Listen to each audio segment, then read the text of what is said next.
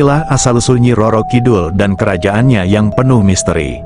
Di balik kisahnya yang penuh misteri, terdapat cerita tentang cinta, pengkhianatan, dan kekuatan luar biasa yang membawanya menjadi Ratu Laut Selatan.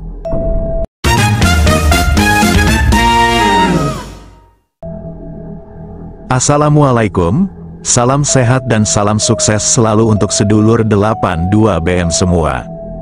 82BM doakan semoga saat sedulur semua menyimak video ulasan ini, sedulur semua dalam keadaan sehat dan semoga selalu dalam lindungan Allah Subhanahu wa Ta'ala. Amin ya robbal alamin.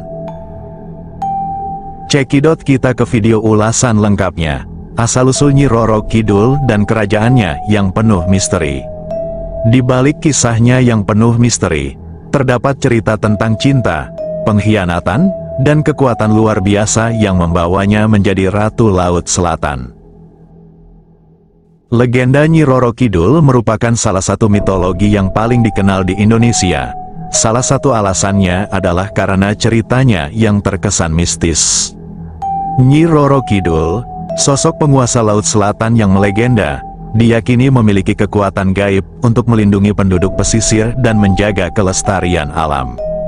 Karena itulah, masyarakat Jawa memiliki banyak ritual penghormatan kepada Nyi Roro Kidul, terutama mereka yang bergantung pada laut untuk mencari nafkah, seperti nelayan dan petani tambak. Ritual-ritual ini dipercaya dapat membuat mereka terhindar dari bencana alam di pantai selatan Jawa yang membentang dari Serang, Banten, hingga Banyuwangi, dan Jawa Timur. Cerita Nyi Roro Kidul telah diadaptasi ke berbagai versi, menjadi bagian tak terpisahkan dari budaya dan tradisi Indonesia. Sejumlah film yang mengangkat tokoh Nyi Roro Kidul antara lain adalah Kutukan Nyai Roro Kidul, 1979, dan Bangunnya Nyi Roro Kidul, 1985. Kisah Nyi Roro Kidul yang paling sering dituturkan dari masa ke masa diasumsikan berasal dari era Kerajaan Pakuan Pajajaran pada abad ke-15. Meski begitu, penelitian antropologi serta budaya Jawa dan Sunda mengatakan bahwa legenda Nyi Roro Kidul dapat ditelusuri hingga era prasejarah. Kisah Nyi Roro Kidul yang paling sering dituturkan dari masa ke masa diasumsikan berasal dari era Kerajaan Pakuan Pajajaran pada abad ke-15. Lalu, dari mana asal-usul salah satu sosok mitologi yang paling dihormati atau ditakuti tersebut? Hiduplah seorang pemimpin kerajaan Pakuan Pajajaran di tanah Jawa yang bernama Prabu Siliwangi. Ia dikenal akan wataknya yang arif, bijaksana, dan pemberani. Karena keberaniannya, ia sering berburu tanpa ditemani para pengawalnya. Pada suatu hari, Prabu Siliwangi sedang berburu hewan di hutan belantara. Tanpa disadari, ia telah masuk ke jantung hutan yang cukup dalam karena keasyikan berburu. Siang pun berganti malam, ketika bersiap untuk kembali ke kerajaannya, ia mulai kebingungan. Prabu Siliwangi tak tahu di mana ia berada. Setelah berputar-putar untuk menemukan jalan keluar, ia akhirnya kelelahan dan beristirahat sejenak. Tiba-tiba, seorang perempuan berparas jelita menampakkan diri di hadapan Prabu Siliwangi. Mata Baginda Raja pun berbinar penuh harap, menanti bantuan yang akan datang. Ia segera meminta bantuan kepada perempuan itu untuk menunjukkan jalan keluar. Perempuan itu terdiam sebentar lalu berkata bahwa ia akan membantu, asalkan Prabu Siliwangi mampu memenuhi satu syarat. Syaratnya adalah sang Baginda Raja harus tinggal bersamanya untuk sementara waktu. Prabu Siliwangi termenung sesaat untuk menimbang-nimbang keputusannya. Ia merasa bahwa tak ada ruginya berkorban sedikit untuk dapat kembali ke kerajaannya. Akhirnya, ia menyetujui persyaratan tersebut. Keduanya pulang ke rumah perempuan misterius tersebut, yang tak disangka, terlihat megah bak sebuah istana. Namun, saat ditanya tentang asal-usulnya, perempuan tersebut menolak untuk menjawab. Seiring berjalannya waktu, Prabu Siliwangi yang belum memiliki permaisuri mulai merasa nyaman hidup bersama perempuan misterius itu. Bahkan, perlahan ia mulai jatuh hati dan berniat untuk menikahinya. Mereka pun akhirnya menikah dan hidup bahagia untuk sesaat. Tanpa terasa, Siang malam silih berganti. Prabu Siliwangi akhirnya tinggal lebih lama dari yang direncanakan. Ia kemudian teringat bahwa ia telah terlalu lama meninggalkan rakyatnya. Ia harus segera kembali ke kerajaan, karena rakyatnya membutuhkan seorang pemimpin. Sang istri mengizinkan Prabu Siliwangi untuk kembali, serta mengutus pasukannya untuk mengantarkan suaminya kembali ke Pakuan Pajajaran. Sesampainya di istana, Prabu Siliwangi disambut dengan gembira oleh rakyat Pakuan Pajajaran. Selama ini, mereka mengira bahwa sang pemimpin telah lama meninggal. Kemudian, ia kembali menjalankan tugasnya sebagai raja seperti biasanya. Hari pun berubah menjadi bulan. Ia begitu sibuk menyelesaikan pekerjaannya hingga perlahan mulai melupakan istrinya. Pada suatu malam, ketika sang raja tengah tertidur pulas, terdengar suara tangisan bayi dari luar. Prabu Siliwangi mendekati suara itu dan terkejut menemukan bahwa suara tersebut benar-benar berasal dari seorang bayi. Ia segera menggendong dan menenangkannya sembari kebingungan. Tiba-tiba, muncullah kabut asap dan cahaya di depan Prabu Siliwangi yang diikuti kemunculan sosok perempuan. Ternyata, perempuan itu adalah sang istri tercinta yang membawa kabar bahwa bayi perempuan tersebut adalah buah cinta mereka berdua. Ia datang menghadap raja untuk menitipkan putrinya dan memohon agar raja merawatnya layaknya manusia. Mendengar perkataan sang istri, Prabu Siliwangi meminta penjelasan tentang apa yang dimaksud dengan merawat putri mereka seperti seorang manusia. Istrinya akhirnya menjelaskan bahwa dirinya adalah seorang siluman dan ratu penguasa hutan. Sang istri berharap agar Prabu Siliwangi dapat membesarkan anak mereka, menjaganya, dan memberikan segala yang terbaik baginya. Belum sempat bertanya banyak, sosok sang istri lenyap di telan malam. Prabu Siliwangi membawa bayi tersebut ke dalam istana dan menamainya Putri Kadita. Ia berjanji akan merawatnya sebaik mungkin.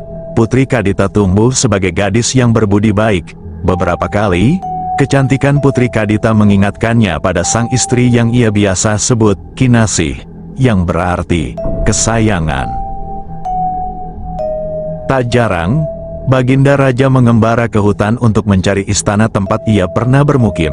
Namun, berujung sia-sia. Seiring bertambahnya usia, Prabu Siliwangi mulai khawatir karena tidak memiliki permaisuri dan anak laki-laki untuk meneruskan tahtanya. Meski begitu mencintai Putri Kadita, rakyat Pakuan Pajajaran tidak ingin dipimpin oleh seorang perempuan.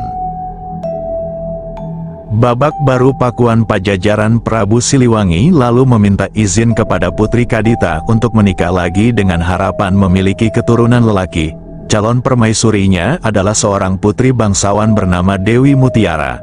Pucuk dicinta, ulam pun tiba.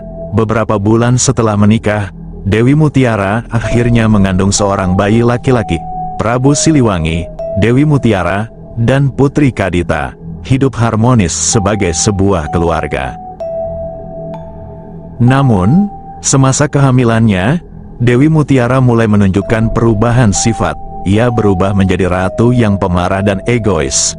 Ia juga memiliki sejumlah permintaan yang harus dituruti oleh Prabu Siliwangi demi kelancaran kehamilannya.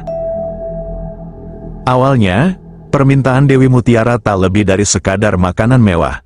Tetapi semakin hari, permintaannya semakin aneh. Salah satunya adalah meminta agar Putri Kadita keluar dari istana Pakuan Pajajaran.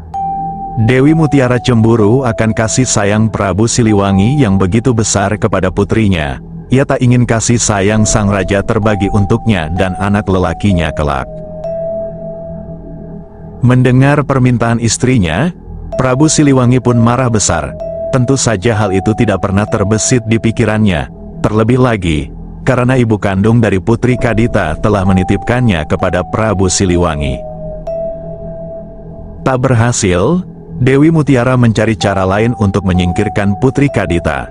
Dengan bantuan para dayang, ia memanggil seorang dukun untuk menyihir sang putri.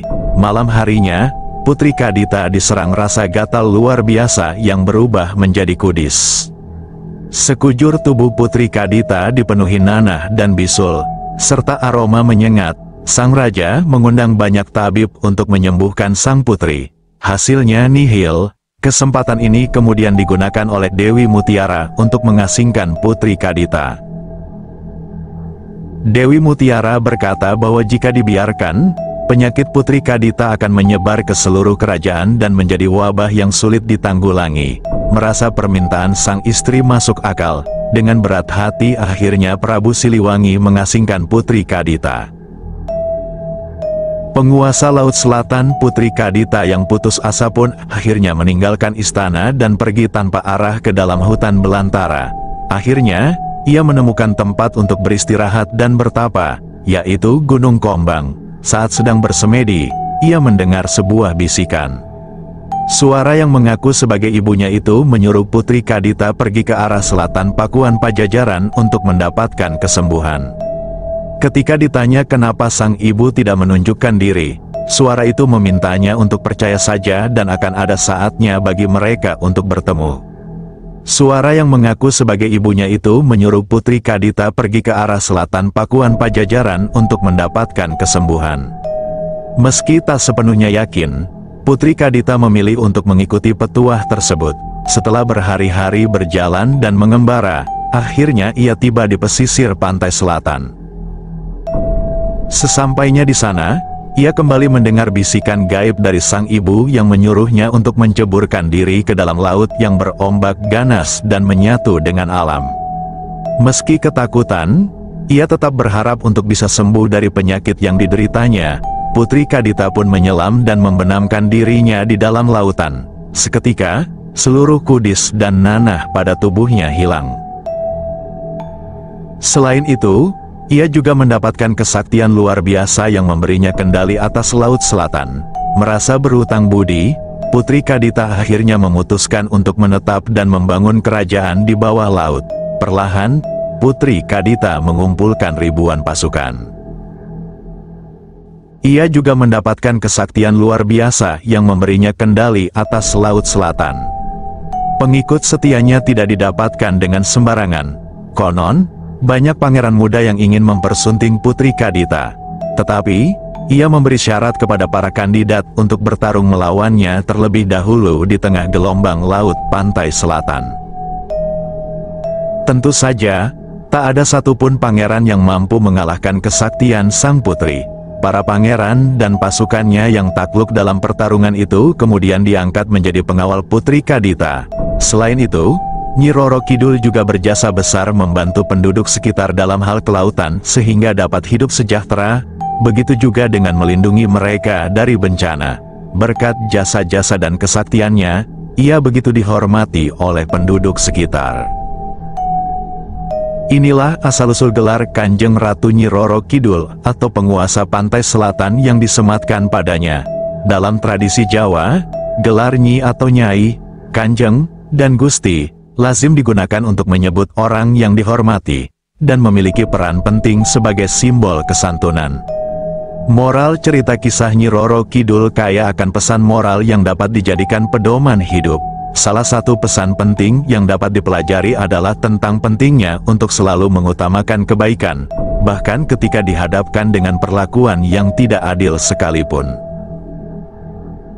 Sikap Putri Kadita yang tidak menyimpan dendam kepada ibu tirinya, Dewi Mutiara, dan bahkan rela meninggalkan istana Pakuan Pajajaran, menjadi teladan bagi kita untuk selalu teguh dalam kebaikan, bahkan dalam situasi yang sulit sekalipun.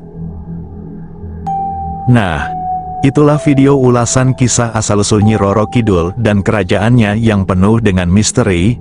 82BM minta maaf jika dalam video ini ada salah-salah kata dan bahasa. Akhir kata 82BM ucapkan terima kasih. Assalamualaikum warahmatullahi wabarakatuh.